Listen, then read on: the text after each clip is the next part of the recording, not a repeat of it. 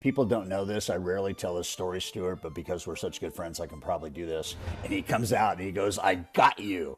I didn't get handcuffed, but I did get put in the back of a police car and taken to the local police station. And then the following week, when I got an intercom that the FBI had showed up at our high school and wanted to talk to me, I got really scared. Trust is the hardest to gain, the easiest to lose, and the most important to hold on to. And so here comes vulnerability, not having known you were going to ask the question. And this vulnerability is 7 days old. People will not follow you if they don't trust you. Keep shining, be a light. You were made to be a lighthouse, shine bright. Keep shining, be a light. Welcome back to Keep Shining. Each month we explore leadership and the qualities that help people shine in the light of others. This month we're talking about vision and purpose. And today we're adding a critical ingredient, trust. Todd Duncan is a best-selling author, speaker, and the world's leading authority on trust, and he's known globally for his work on high trust selling and values-based leadership. Todd, welcome to Keep Shining. Todd, we've known each other now, believe it or not, we've known about each other for a long time, as I was a high trust selling certified instructor, I think in 2005. So that's 20 years ago. Wow. That's 20 years ago, and yeah, and you hold the esteemed forever honor of being one of the first, I don't know, maybe 20 instructors in America that got certified, and yeah, and here we are 20 years later. The book is still selling, and it's beautiful to just see the idea of how trust is just such a beautiful, beautiful, beautiful component of all success, life success, spiritual success, business success. So I'm excited that we're friends, number one, and excited we get to talk about all things trust. Yeah. So let's start with your story. Was there like a moment uh, or a season in time when you realized the importance of trust in creating vision?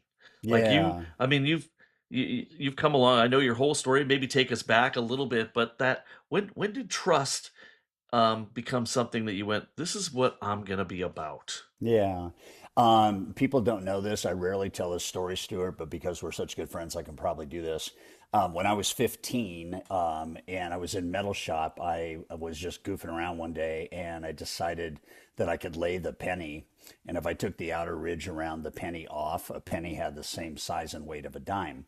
So in those days, two of my pennies in a Coke machine could get you a 15-cent Coke and a nickel back. There you go. And so I started doing these pennies, and I grew up with the right values. I understood probably what I was doing was wrong. I totally understood it, but it was kind of a dare, and then it became like, how long will this work? And as all good things potentially come to an end, especially if they're wrong and not morally correct. Yeah, yeah. So one day we had probably been at this for maybe 3 months or so, and there's one gas station. We'd ride our bikes home from school, and there's one gas station that always took our pennies. And I wasn't smart enough to know that the owner of the gas station would check his machines every day and figure out something's going on here. I don't have dimes. I don't have nickels. I have pennies. He set up a little sting, and one day we're going home, four of us, and my three friends put their pennies in. They work. I put my two pennies in, they don't work. And so, like all vending machines or video pinball games, you shake it, you push it and this and that. And he comes out and he goes, I got you. And two of his mechanics came out and kind of surrounded us. He opened the Coke machine and pulled it out. And he said, we emptied this 20 minutes ago. And right now there's 8 pennies in here. So you guys have been ripping us off. So they called the Tustin police. Oh no, Yeah, yeah, yeah, really? yeah, yeah, Wow. yeah. I did not get arrested. I didn't get handcuffed, but I did get put in the back of a police car and taken to the local police station. And the hardest part of that, Stuart, you'll love this, is we are on our way to Forest Home to a Christian conference. And I'm young. My mom and dad are getting all three of the boys up to this, and they have to come by the police station to pick me up. I Yeesh. learned I learned right then and there that trust and lack of trust and right Yep. and wrong were very, very real things. And then the following week, when I got an intercom that the FBI had showed up at our high school and wanted to talk to me, I got really scared because I understood that defacing government property could carry a Oh 10-year yeah. 10-year Shoot. prison sentence. So I think that was the first time I knew And right from how wrong. old were you? 15. 15. Yeah, well, Here's the that's good news. scary. Here's the good news. That was the start of my entrepreneurial journey, Mm. creating things. There you go.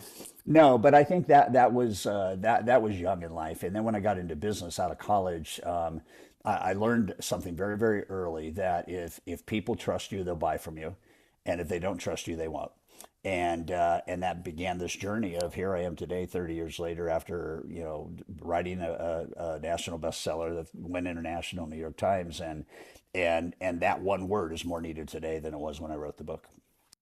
Totally agree. Totally Yeah, agree. yeah. Now, you just said, here you are.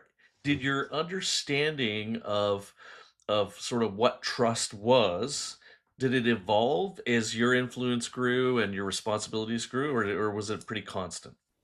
I think there's only one way that I kind of operate, and I went full in. I basically said that trust is the only thing that matters initially in building a relationship, setting an appointment, having somebody allow you to do business with them. And I also learned something very interesting that trust provided one of the greatest efficiencies in life and business. And the efficiency I found in business is the more that I used other people that trusted me to introduce me to people that I didn't know, but that those people trusted that person, my business really flourished. Now, behind that, you can have what I call endorsement trust, which is like me telling somebody that you don't know that, hey, Tom, my buddy Stuart, he's got something super, super special. And I want you to know I've known Stuart for 20 years. He's totally bankable, totally trustworthy. You need to set an appointment with him.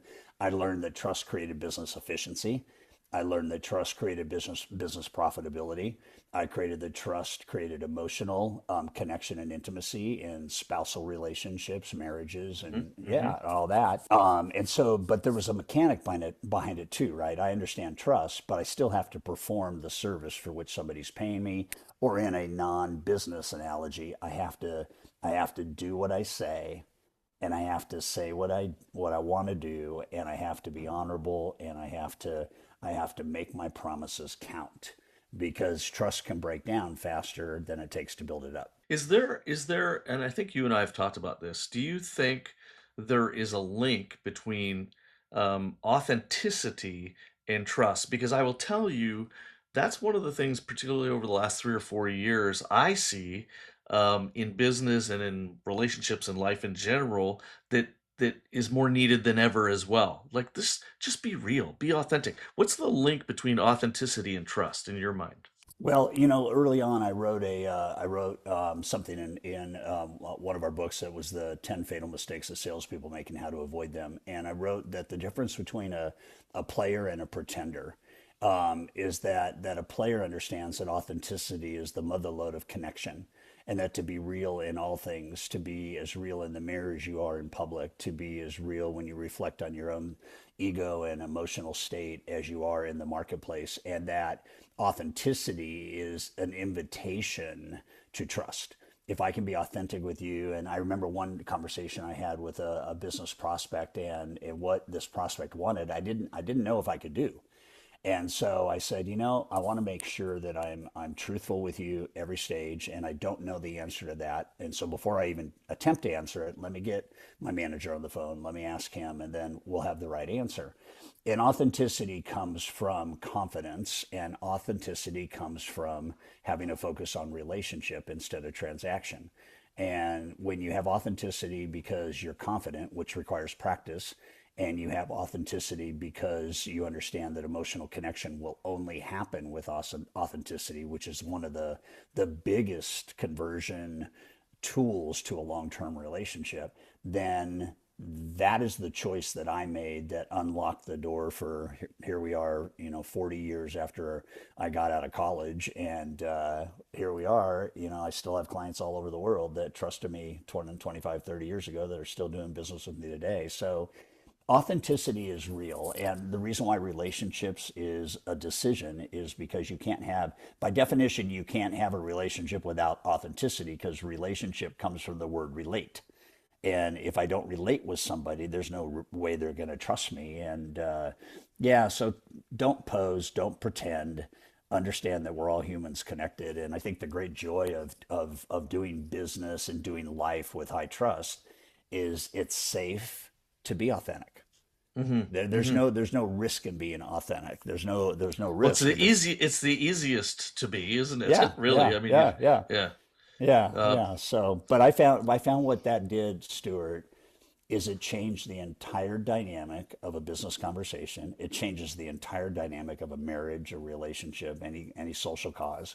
There is power, and I don't mean this is the wrong kind of power. There's power in authenticity and vulnerability to tell your story, to identify with a potential client or another person that you're in relationship with that I've been there, I've experienced that. I've had 3 people in the last 2 days that have texted me that have come down with throat cancer and prostate cancer. And while I've not had throat cancer, I had prostate cancer. And when you talk to people that have gone through what you've gone through, it's relatable, and that's relationship, right? Yeah, so well, I uh, know you helped me through my prostate yeah, cancer, and yeah, it yeah. was very helpful. Well, you brought up the word vulnerable, Hmm. so and authenticity. If we put those together, I want to ask you to be a little vulnerable here. How have you ever experienced a season where trust had to be rebuilt? And what did that teach you? So let's start with my North Star. My North Star, besides my faith in God, is that trust is the hardest to gain, the easiest to lose, and the most important to hold on to. So not knowing. Say that again. Say that again for our folks. Trust is the hardest to gain, the easiest to lose, and the most important to hold on to. And so here comes vulnerability, not having known you were going to ask the question. And this vulnerability is 7 days old. Oh shoot. Okay. Yeah. So and what I want everybody to hear in that is I'm as human as everybody listening and watching and being part of your podcast. And I'm as human as the next guy. And so I'll tell you a story. We got referred to a gentleman that was in charge of sales for a company called Lipari Foods. And his name is Stuart, ironically. And we were having a conversation before Christmas about an event that he wanted to do. And I was going to be speaking at his event. He wanted to inquire on that. So we had this beautiful conversation. I learned what he was looking for and so on and so forth. And then we got clear on the date. So what's really important is I didn't even worry about the date until I focused on connection, right? It just so happens that the date he picked, I was already booked. And so I said to him, I said, that's not bad news because I have 30 other speakers in my tribe that I can help you with. And we set up an appointment to talk after Christmas about that. I did not follow up after Christmas. And there's a whole bunch of reasons why. And none of them really matter except I had to turn my focus to my bride who had a couple surgeries, and I dropped the ball. And so when I got back to him after January 1st, and I said, dude, I dropped the ball. I am so sorry. And I said, did you find a speaker? And he goes, yeah, we had to get one. And I go, man, I apologize. I want to make it up to you. And as soon as you have the date for next year, I would like to be booked as your keynote speaker and I will waive my fee. And he said, what? And I said, I dropped the ball. I dropped the ball. And that's a great lesson for everybody. I remember when I hired Pat Riley after the Heat won their first championship to come into Sales Mastery and be our keynote speaker. And he's a great coach, but he wasn't a great speaker. And opening night of Sales Mastery, he lost his way. He completely forgot what he was going to say, and you could see the pain, you could see the frustration, and so after opening night, we have a private invitation to come to my suite, and Pat would be up there to sign basketballs and so on and so forth. So the night goes on, and at the end of the night, Pat Riley comes up to me, puts his hands on my shoulders, looks me square in the eyes, and he said, I let you down tonight, and I'm really, really sorry. And I want you to know that I'm going to waive my $60,000 fee. And I just want you to know I'm deeply sorry. It was not a world champion speech. And Wow. that Wow. kind of vulnerability, and so what did we do? Watch how this works, right? It wasn't anything he asked for, but my assistant asked him, so what's one of your charities that you're passionate about? And he told us, and so we sent a $10,000 check to his charity as a way to say, the positivity of what goes around comes around is you took the high road and you didn't ask for anything, but you got something. And this guy that I dropped the ball with, he didn't need anything else, but I gave it to him anyway. And those are moments where, thankfully, they're not frequent, No. but we are all subject to falling short. Right. Period. Right. And so to own it and not blame, to not point fingers, to apologize, and here's an interesting thing No, too. no excuses. No, like, no, yeah, no, yeah, yeah, yeah. And Yeah. I remember a report I saw probably 20 years or so ago that the thing that people miss in customer service is that a recovered customer can be more valuable than a customer that's already happy. Yeah, because you have an opportunity to Right. do something, right? Right. Happy customers actually rarely interact with you because everything's They're happy. fine, right? Yeah, yeah, yeah. It's funny because I've done two of these over the weekend, and it's funny, not just do we have an opportunity to serve or to show ourselves. The same holds true in turning points in our life, because the best things in our life, if you look back on milestones of your life, they invariably happen after a failure, not after a success. Am I right? I mean, like, it's there. It's at the moment of failure that we have the opportunity to make a difference, right? Well, and this opens the gate to one of the greatest gifts that any human can ever receive, and the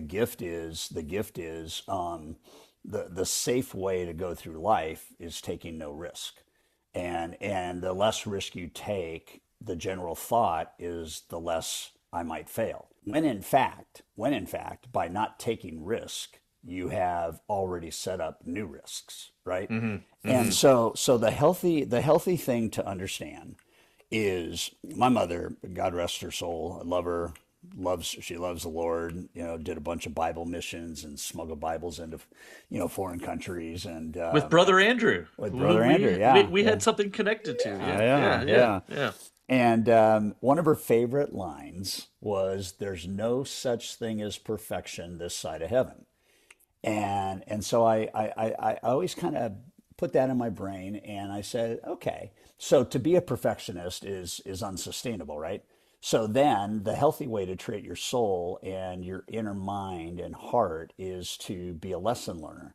And so that everything that doesn't go quite according to plan should be perceived as a gift, as hard as it is, should be perceived as a gift, because one of my quotes is, "The wrong way is the right way because it produces a better way." And so what I would say to people is think of failure and success like hot and cold, or dark and light, or loud and soft. You can't really have a definition for success without having a definition for failure. Right. And so if loud and soft are the two comparative values, I can't have loud without soft, and I don't appreciate soft without loud. And so if we look at it that way, the other thing I would say, and this is interesting, so one of the things is trusting yourself, right? Hmm. And Hmm. so when you trust yourself, you practice more than you play, because you would like to remove avoidable failures in the marketplace, a call that's gone wrong, or an interview that didn't go the right way, or something along those lines. And so I tell people all the time, because it's still out there, people still talk about how powerful it is to be tenacious. And there is nothing wrong with having tenacity, except if you're tenacious around a strategy that isn't working. And that's the Yeah. that is the big thing in the whole business cycle, is like, well, just make more calls. Well, boss, calls hurt. Well, why do they hurt? Because everybody says no. Well, just make more calls. And it's like the stupidest leadership. It's not even leadership. It's not even defined as a leadership move. It's just No, like, no. Why don't we sit here and reflect on your strategy, and then why don't you use the technology that's available today? Like somebody can come into our Fuel platform and role play with me for 20 minutes, my AI, and role play with me and then go make a call. We had a guy the other day that role played for 1 hour with three of our instructors, and within the next 4 hours set 7 appointments and got two business contracts valued at over $1 million. Wow. Just Wow. getting prepared, right? So Yeah. trusting yourself, right? Trusting yourself leads to earning trust from others, because you can smell somebody who doesn't have confidence. And that's why this practice piece is so important. Practice leads to competence, and that gives you confidence. And when you have confidence, you have more consistency in creating trust. So, That's cool. So you've done a lot of High Trust Selling is a great book, and I actually typically buy around 10 of them, so I have them on my shelves. And then when people come to me and say, I'm struggling with this or that, I invariably go, here, you need to read this. But you also have done a lot of, you've helped some of the companies I've been with around leadership and casting vision. And it's interesting. I think that you can't cast vision effectively without trust. So, why or how would you say trust is the bridge between casting vision and actual action? why is trust the bridge between casting vision and actual?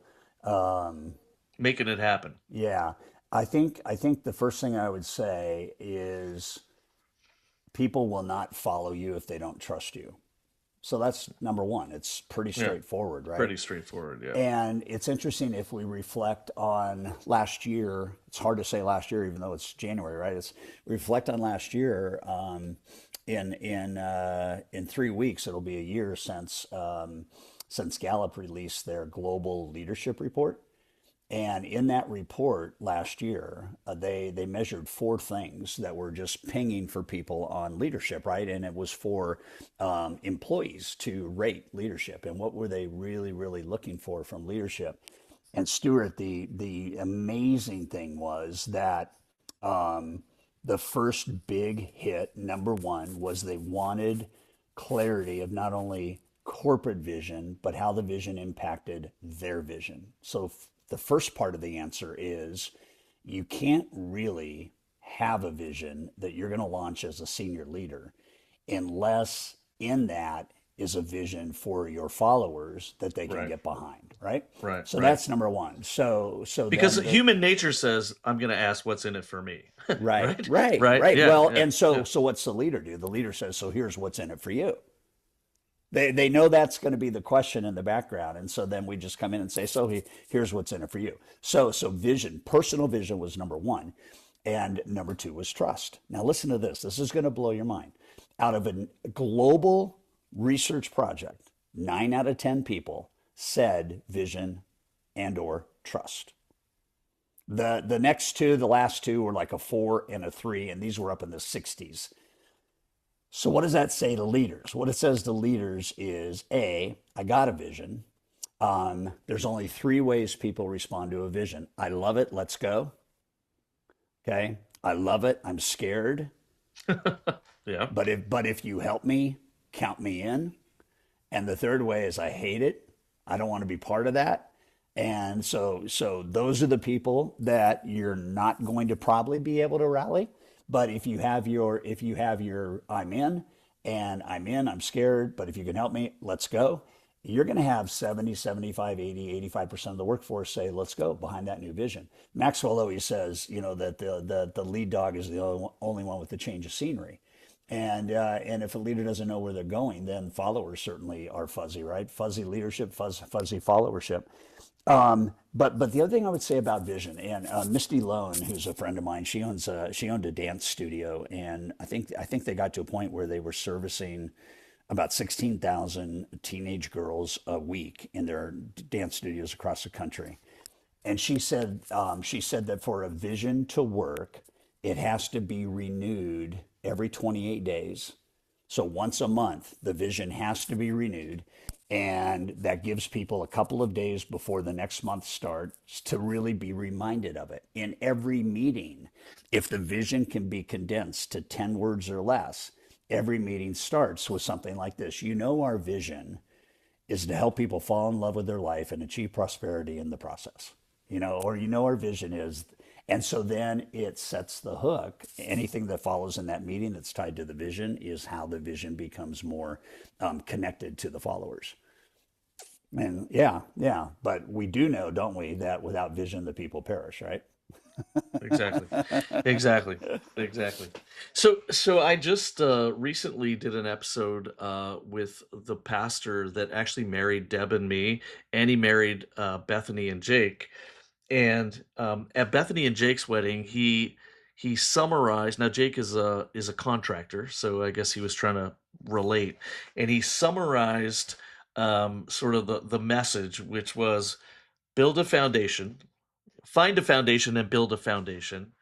Build a home, there will be storms. That was like 3 points. Find a foundation, build a home, there will be storms. And I think, our foundation or our purpose will often lead to an understanding of kind of who we are, authenticity, but it's really about integrity. And so I wondered from you, how does living with purpose strengthen trust over a period of time? Um, well, You started with you have a North Star. I love that. We never talked about it, but I think successful people, people who have followers, they all have that North Star foundation. Yesterday, I talked to someone who talked about her 8 gems. They have those things, don't they? yeah. Well, here's the deal. When you are clear on purpose, everything gets clear. And by what I mean by that is, so my purpose since the age of 28 has been to make an indelible difference in people's lives according to God's plan for my life. And I was talking with Tom Ziegler the other day, and we were having a conversation about the impact that Zig had on my life. And we went all the way back to my first National Speakers Association meeting. And I went to church. They always have church at NSA, and Zig was the pastor that day. And so there was probably 300 or 400 people in the room, and I was so impacted that I got to listen to him. And I decided that I would stay in the room while everybody cleared out, and a bunch of people went up and shook Zig's hand and whatnot. And I stayed in my seat and I waited for everybody to leave. And pretty soon it was me and Zig in the room. And he was on his way out and he saw me, stopped, walked into my row, sat down, put his hand out, and he said, "I'm Zig Ziglar. What's your name?" And I told him my name. And he said, "What brings you here this morning?" And I said, "I'm going to be a speaker." And we talked for 20 minutes. And at the end of the 20 minutes, he laid his hand on my shoulder and he said, "You are a evangelist for hope." Wow. Wow. And he said, "I want you to know that every speech you give is to give people hope that there is a better way." So making a difference according to God's plan now involves this meeting with Zig Ziglar where I'm going to be a messenger of hope, right? And I've done that for now 35 years as a speaker and spoken to, I don't know, 6,000 audiences around the world. And I think the answer to the question is when you're really clear on your purpose and you look in the mirror, you can't help but have personal integrity.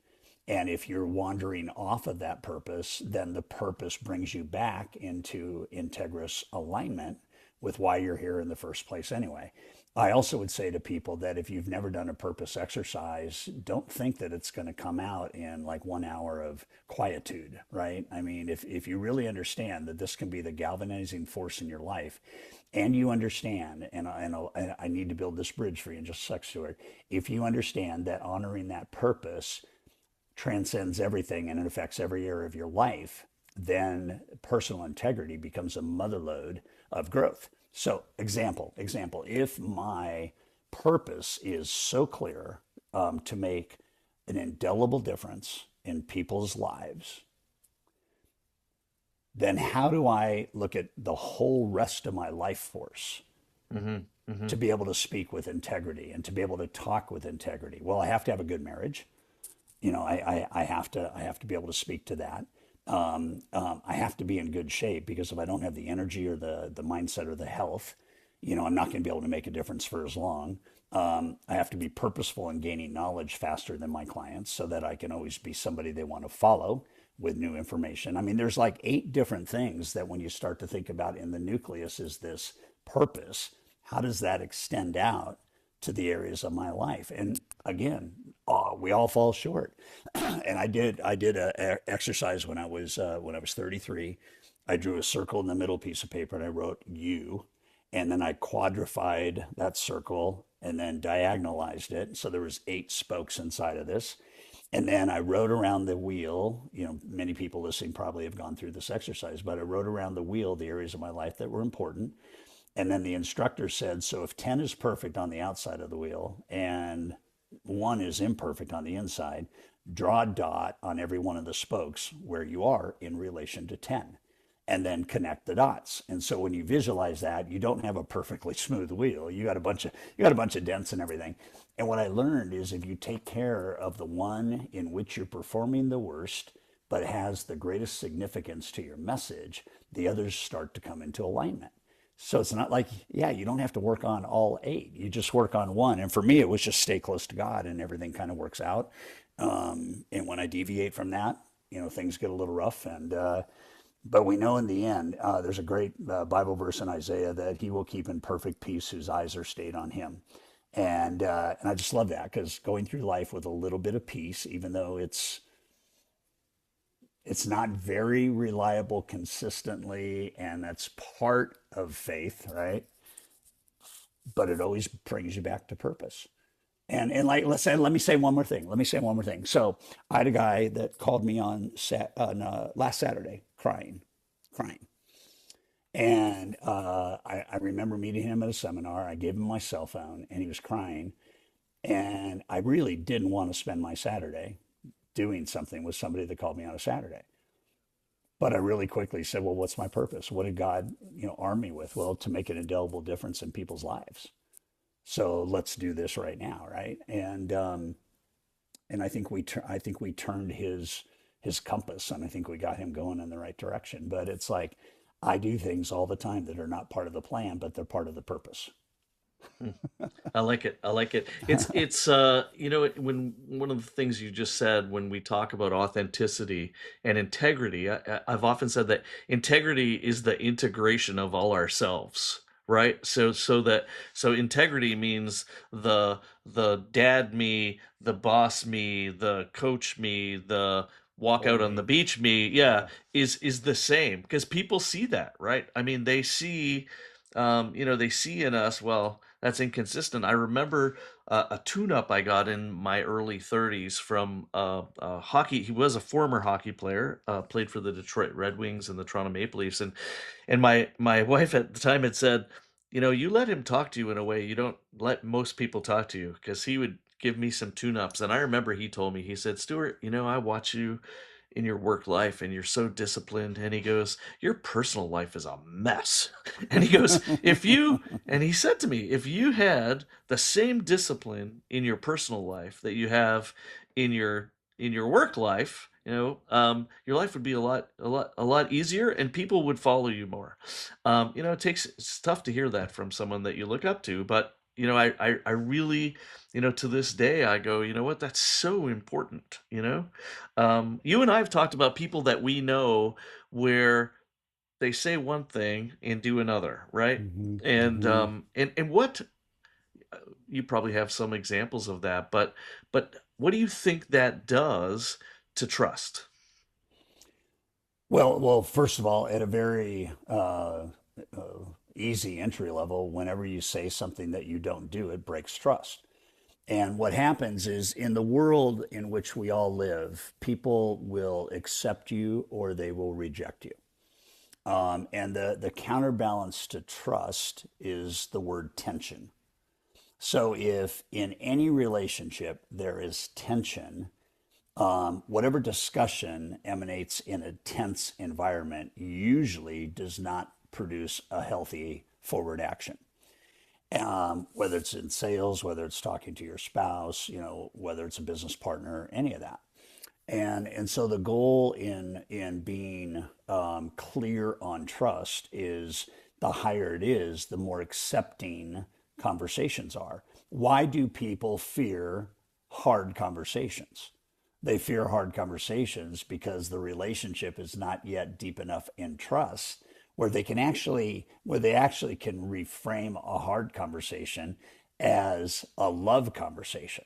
And one of the examples that I share with people is the hardest, toughest love I've ever had to produce as a father is with two sons who lost their biological mom and fell into addiction in a deep way, in ways that their lives were compromised for over a decade.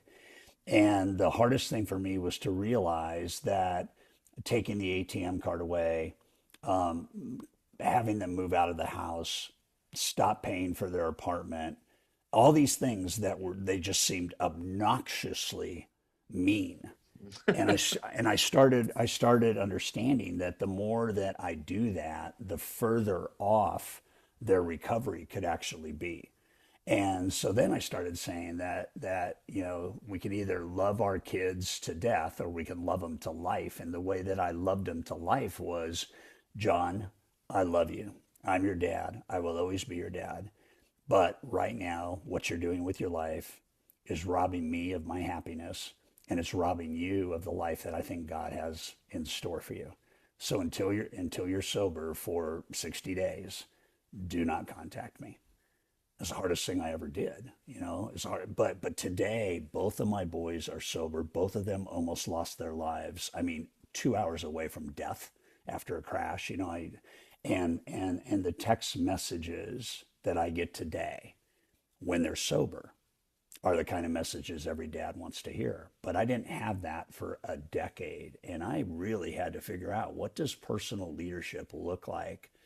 And to your point, let's say that John texted me 4 days after that conversation. You wouldn't I, have you. I can't respond. I can't Yeah. answer because then he Yeah. knows my Yeah. boundary wasn't Yeah. really something I was ready to get Yeah. behind. And Yeah. and that's the hard part, right? It's a hard part for a leader. Like So like so I can so put a bound yeah. I Yeah. put a So he's got bound to trust that you're going to be he has to trust that you're actually going to be tough when you need to be tough as well. Well, and he Yeah. has to understand at the end of the day, and you don't do this until you achieve some level of sobriety, but he has to also understand that trust comes from a father's love, and it really, really does. And that's what so many people had a challenge with. I asked a group of 35 people. They're in one of my coaching groups called Elite, and they have to make $1 million to be in the group, and they have to do a video on the three things they're going to add and this and that. And I said, I asked them one day, I said, so how many of you in the room have people on your payroll that you're paying that you don't trust? Oh, powerful question. Every Wow. single every single hand went up in the room. And I said, so why is it that you're the leader and you're paying somebody, but you don't trust them? And it got down to the hard conversations. And so I said to them, when somebody sees that you're paying somebody that you don't trust, what message does that send to everybody else that you do trust? It sends a message of, why is Todd paying Jack when all Jack does is screw around and mess it up for all of us? Yeah. So the biggest population of my team now disrespects me because I'm hanging on to somebody that Right. nobody. So and then here's how you know it's so real is that when you finally tell Jack it's over, and apologize for putting him in the wrong position and suggest that he go somewhere to get this, everybody comes to you and goes, "It's about time, Todd. I mean, you've been hanging on to Jack for way too long." And here's the one thing I would say to leaders: when you decide to be truthful and integrous and authentic with people, it's actually a gift. When you don't, they disrespect you.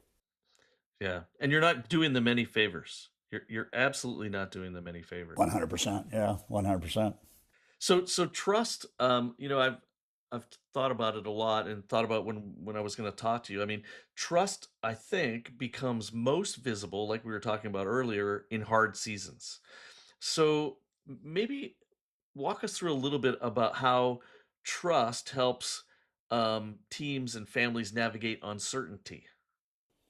Well, uncertainty can either be thought of as a blessing or a curse, and I really want to say that. So framing uncertainty helps with self trust.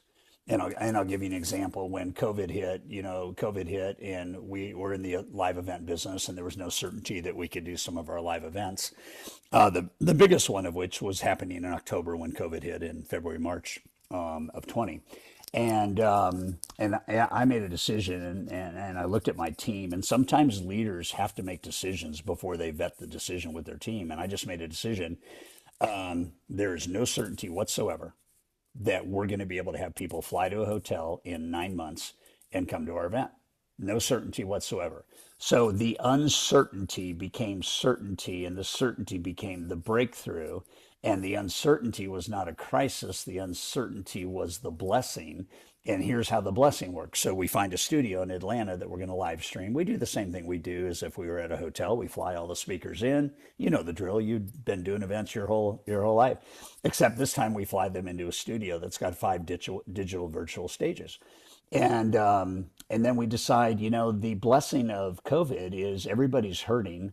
Let's make it super easy for our corporate clients to sign up. And so what we did is, instead of selling individual ticket packages, we went to every one of the decision makers and said, this year, because of COVID, write us a check for $35,000, and every single person in your company can attend mastery.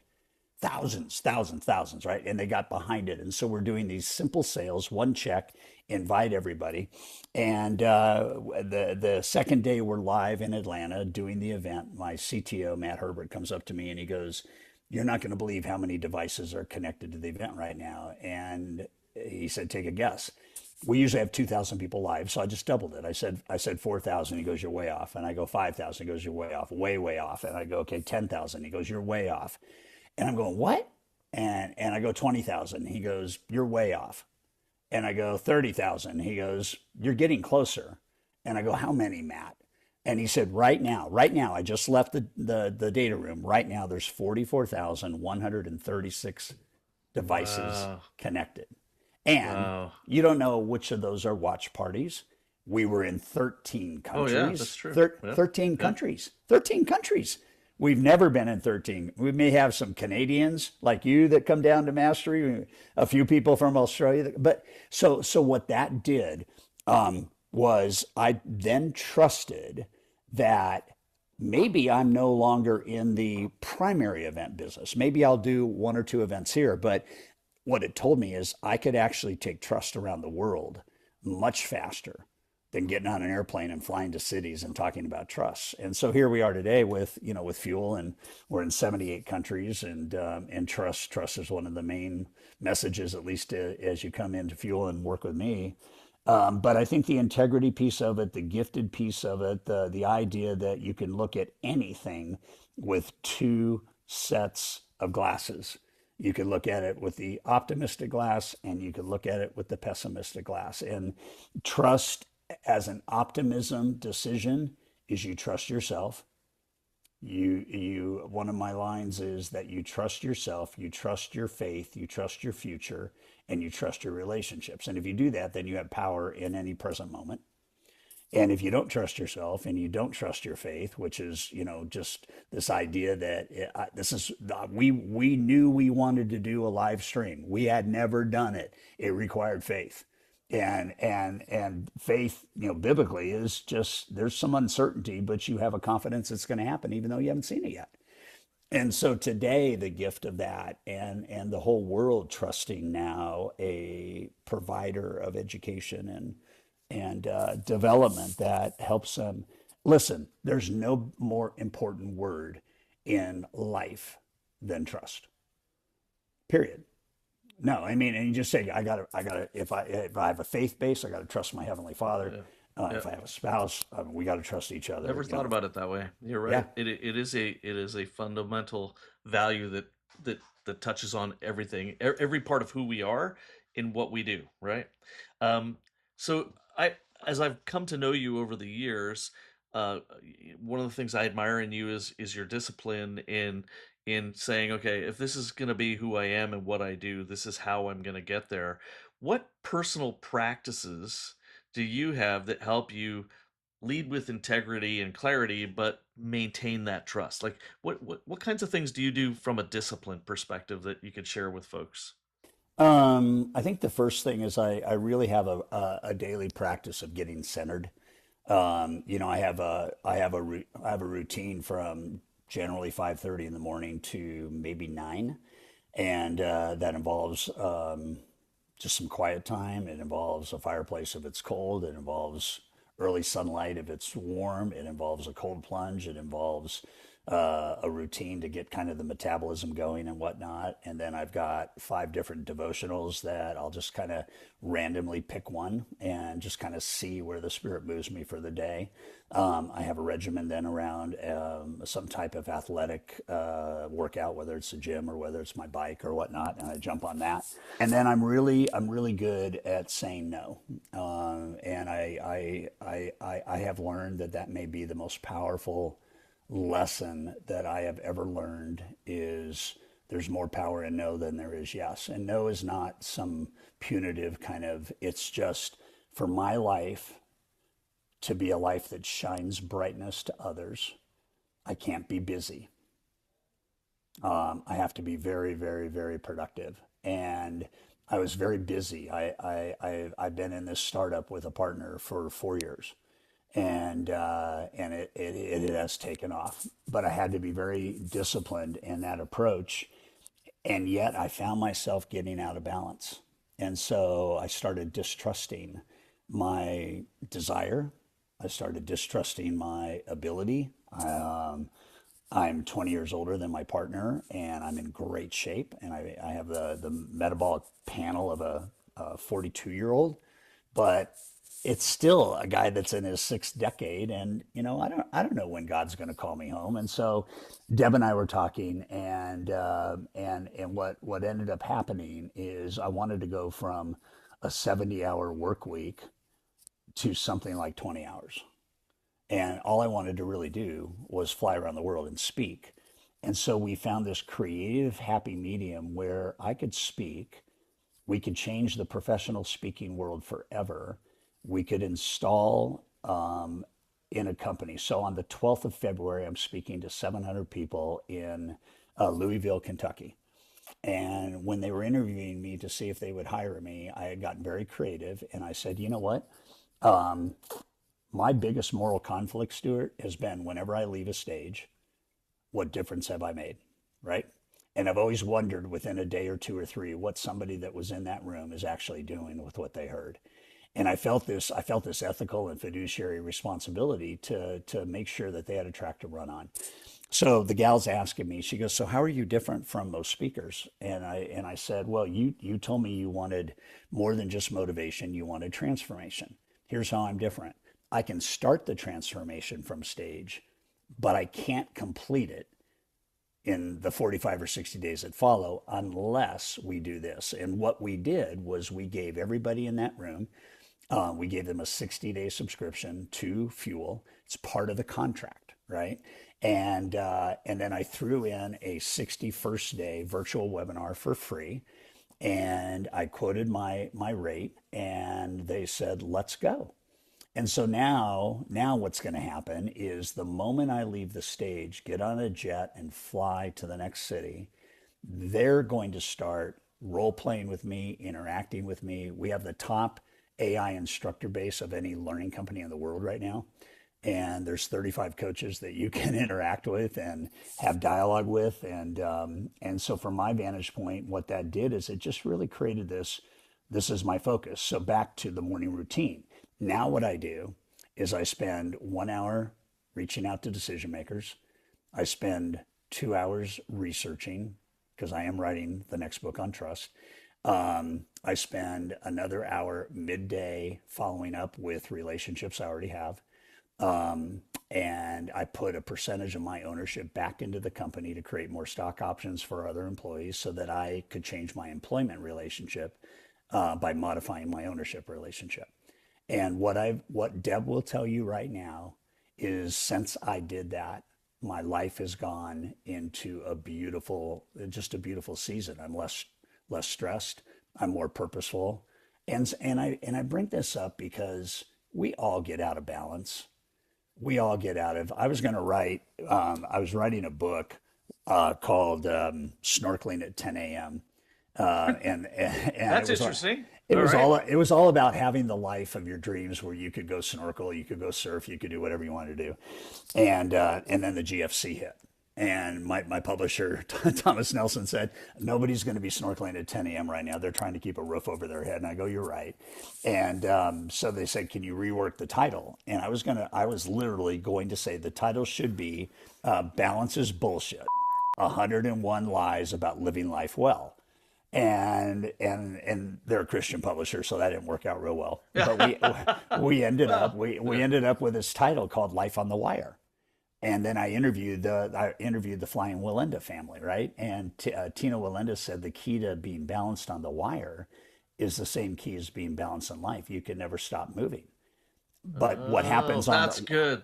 what That's happens on the good. wire? What happens on the wire is the stick never goes like this, right? It's just these micro adjustments to stay balanced on the high wire. And he said the problem in life is we ignore a priority for 90 days or 6 months, and then we overcorrect, right? And so we go back to try to fix that one, and then this one gets in trouble. And so it's a fine line that these micro corrections are actually the better way to have any sense of balance. But even then, there's still going to be the things that wake you up a little bit and say, like I could tell you 10 years ago, 15 years ago, I could tell you that I think that my marriage to Deb, after losing my first wife and her having two boys immediately, I could tell you that this is going to be so great.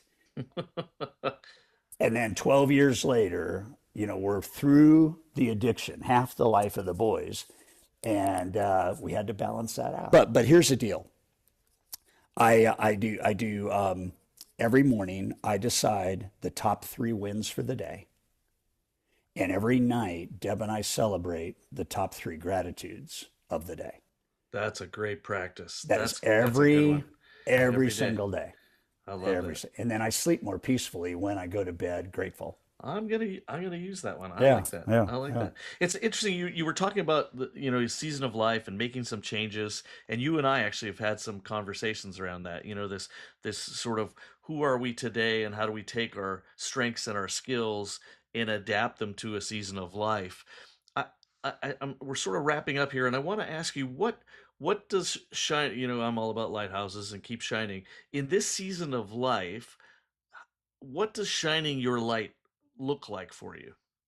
And perhaps differently than it has been.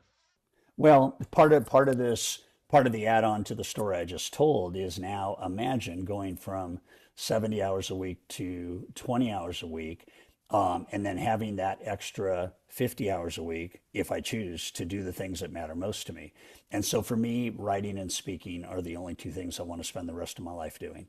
And so I've brought in a business manager that is going to manage everything from our booking agency to our podcast production to our branding, um, and I have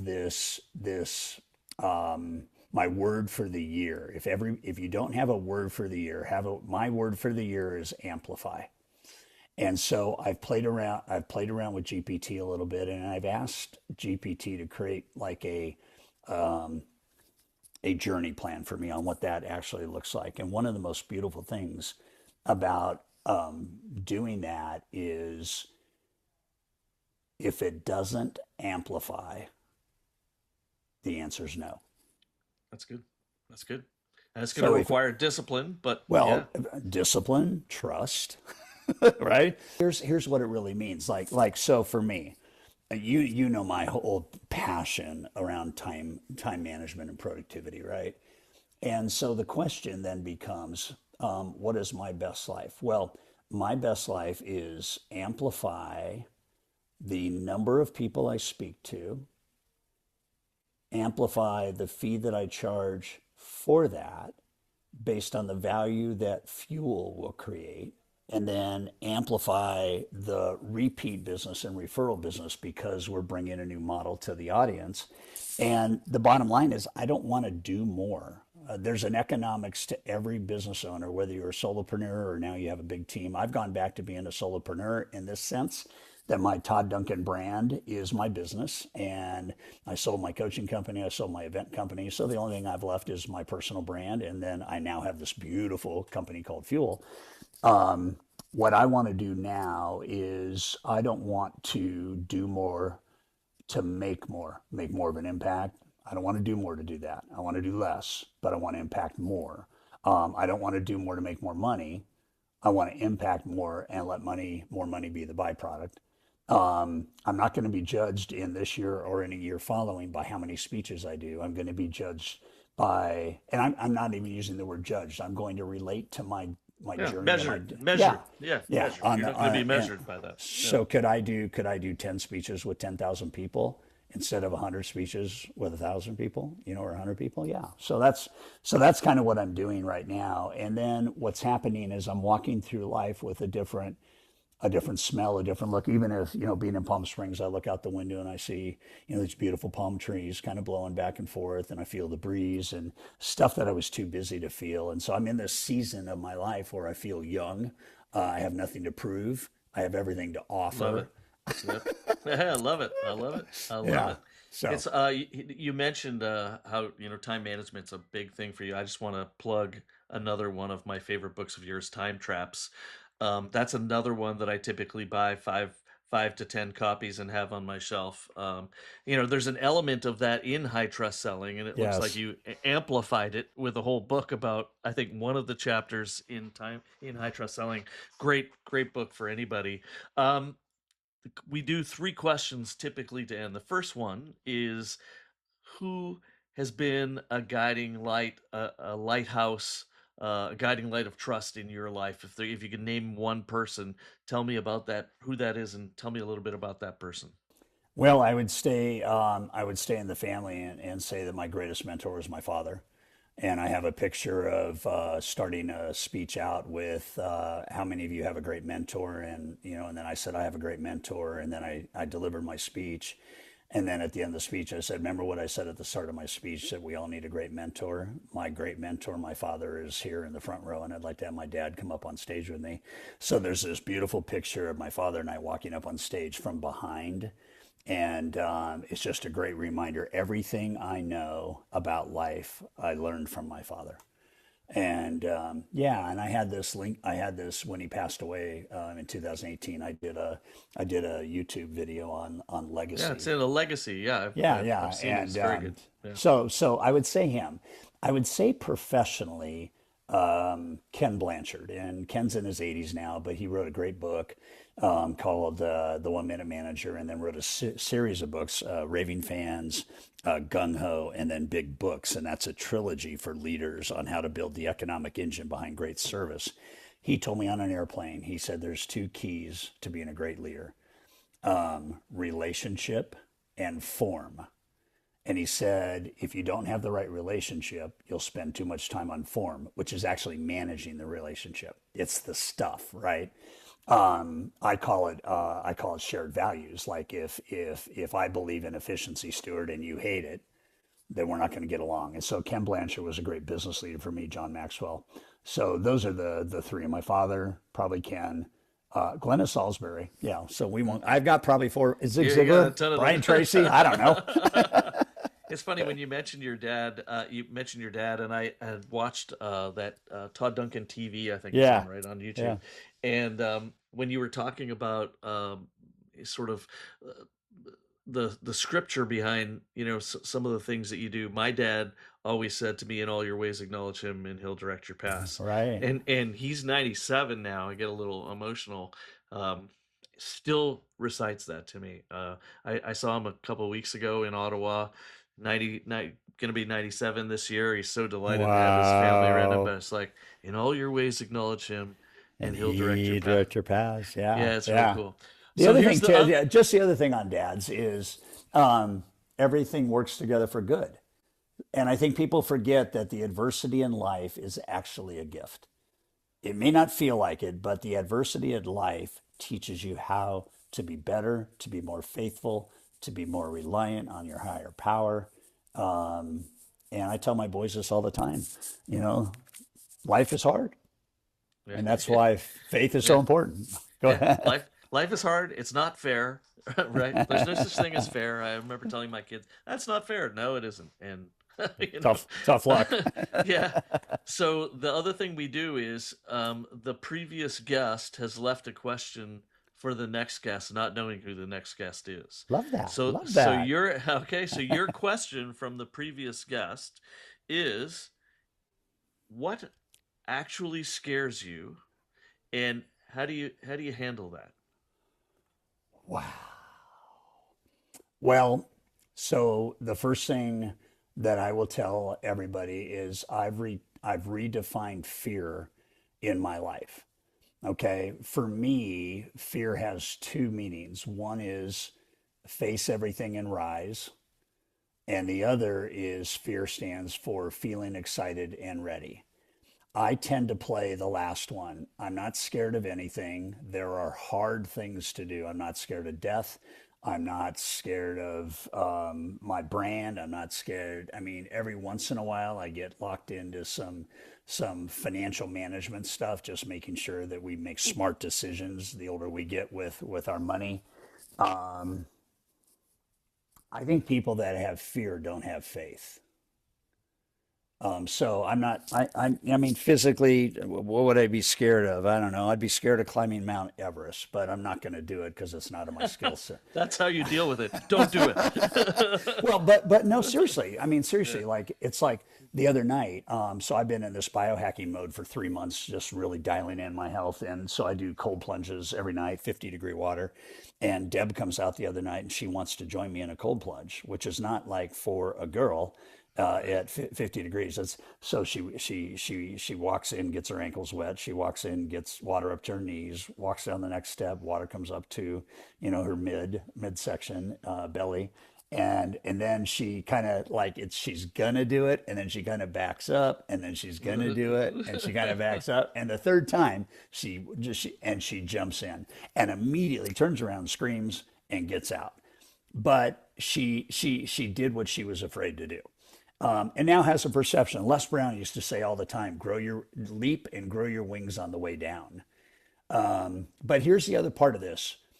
If you fear something that you can fix a skill set around, then you won't fear it. It won't scare you. For salespeople, they're scared making sales calls. Why should you be?